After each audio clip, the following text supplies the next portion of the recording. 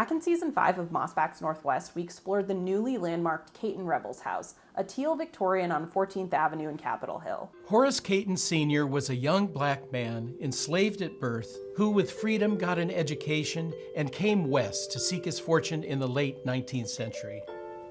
He got a job at the Seattle PI, but eventually decided to start his own newspaper, which he did in 1894. But I want to take a moment to celebrate Horace's wife, Susie Revels Cayton. Born in 1870 in Mississippi, Susie was the daughter of Hiram Revels, the first African American to be elected to the United States Senate. She pursued writing and nursing at Rust College in Holly Springs, earning a degree in both fields by the time she was 23. She met Horace Cayton via his newspaper, the Seattle Republican, one of the most widely read black newspapers in Seattle. She was so impressed, she started submitting her own writing to the paper, and soon she moved to Seattle to marry Horace in July of 1896. Soon after that, Susie became the associate editor of the Seattle Republican, becoming the first female associate editor of a publication. Susie, like her husband, was committed to uplifting the lives of Black Americans living in the Pacific Northwest. She wrote articles and works of fiction that centered on racial equality and focused on themes central to the common human experience. She was an active member of social organizations in Seattle that worked to improve the conditions of African Americans,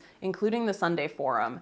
And she founded the Dorcas Charity Club, a social club that focused on the welfare issues and the progress of Black Americans. Susie was a mother of 6 children, and the 4 that survived into adulthood were, as her son Horace R. Cayton Jr. wrote in his autobiography, quote, "obligated by our family history to achievement in our fight for individual and racial equality." The Seattle Republican closed down in 1913, and the Caytons were forced to sell their home in Capitol Hill. But Susie and her husband continued the fight for racial equality. After her husband died, Susie went to live in Chicago with her daughter Madge and passed away in July of 1943. The home she and Horace lived in became a Seattle City landmark in 2022. The newspaper was a reflection of the Cayton family values, promoting equal rights and fighting racial injustice while also celebrating the day-to-day of Black life in Seattle.